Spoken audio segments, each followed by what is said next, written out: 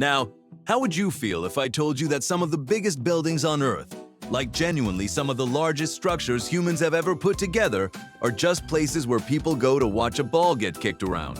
I mean, I find that kind of insane personally. Because we're not talking about airports or hospitals or anything that actually matters for survival. We're talking about football stadiums. And some of these things are so enormous that I genuinely get a little bit anxious just thinking about them. Like, how do you even fill that many seats? Who are all these people? Where do they park? I have so many questions and honestly, not that many answers, but let's take a look anyway. Today, I kind of want to go through the world's biggest football stadiums because I think it's actually wilder than most people realize. So let's kick things off, no pun intended, with the absolute king of them all, the Rungrado May Day Stadium in Pyongyang, North Korea. Now, the official capacity for this place has historically been listed at 150,000 people, which is a number so large it kind of loses meaning. That's basically a small city just sitting inside a bowl watching a football match. But here's the thing, and I find this really interesting. Some researchers actually went and counted the seats themselves, like literally counted them, and they came up with just under 114,000. So the official number might be a little bit inflated. Honestly, that's very on brand for North Korea as a concept.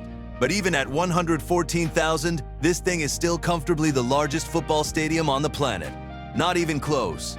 And the building itself is genuinely beautiful in this kind of overwhelming, slightly intimidating way. It opened in 1989, and the roof is shaped like a magnolia blossom, which I did not expect to be the design choice for a stadium in a country that is famously not known for its whimsy. There are 16 arches arranged in a ring, and the whole structure sits on an island in the middle of Pyongyang. The floor space is over 207,000 square meters across 8 floors. 8 floors. It's got something like 80 entrances. The North Korean government claims you can get 150,000 people inside in just 15 minutes, which honestly I don't believe for even 1 second, but I appreciate the confidence. It also hosts the Arirang Festival, which involves over 100,000 performers. Just performers, not spectators, performers.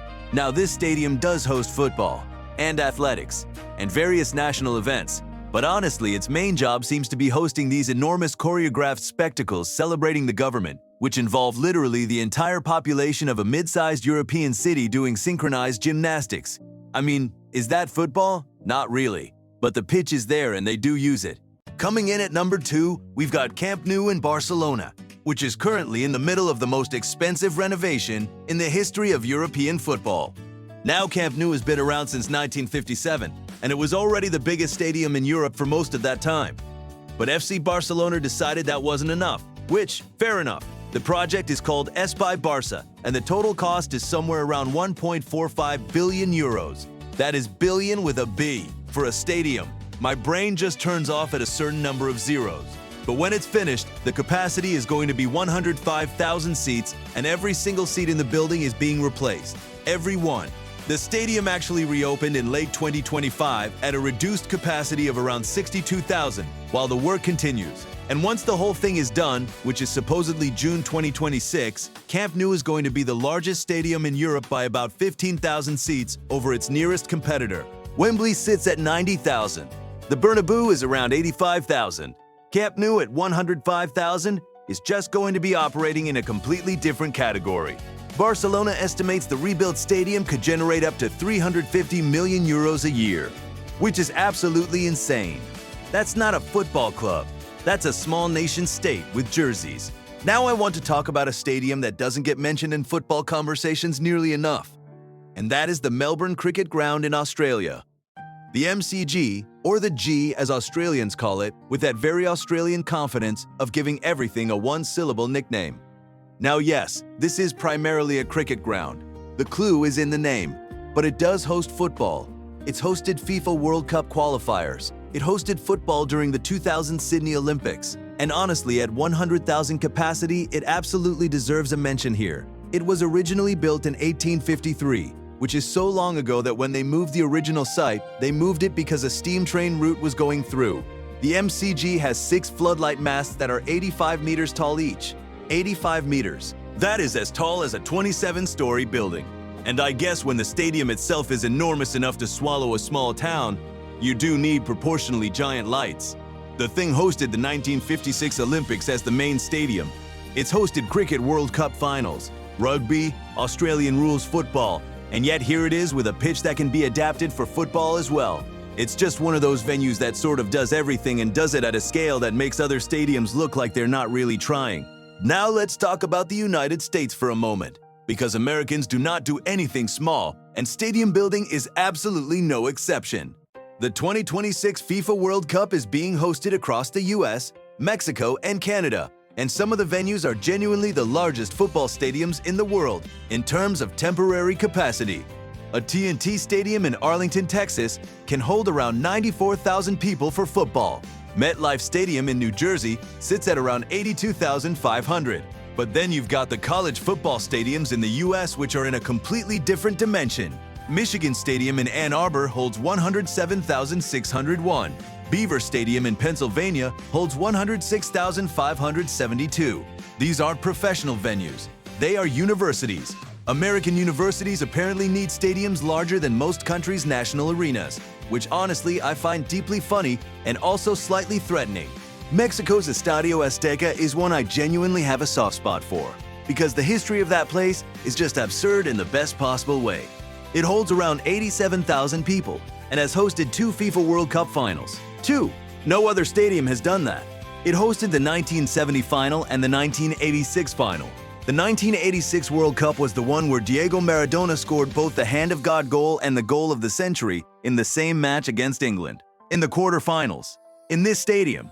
And then it's hosting the 2026 World Cup as well, which would make it the first stadium ever to host 3 World Cups. That's kind of incredible for a building that opened in 1966. The Azteca is also at altitude, sitting at over 2,200 meters above sea level in Mexico City, which means players from sea-level countries basically spend the whole match feeling like they're breathing through a straw. Visiting teams have always found it really difficult to play there, and Mexico historically has been almost unbeatable at home at the Azteca, which is partially tactical and partially just the fact that the atmosphere in that place, at full capacity, is apparently something that is very difficult to prepare for. Now let me bring up Wembley, because if I make a video about large football stadiums and don't mention Wembley, I'm going to get a very specific type of comment. England's National Stadium holds 90,000 people, and it is genuinely one of the most famous sporting venues on earth. The current Wembley opened in 2006, after they demolished the old one, which had that iconic twin tower design that people still get nostalgic about.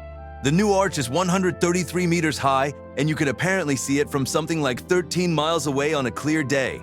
The cost of building it was around £798 million, which at the time made it the most expensive stadium ever built.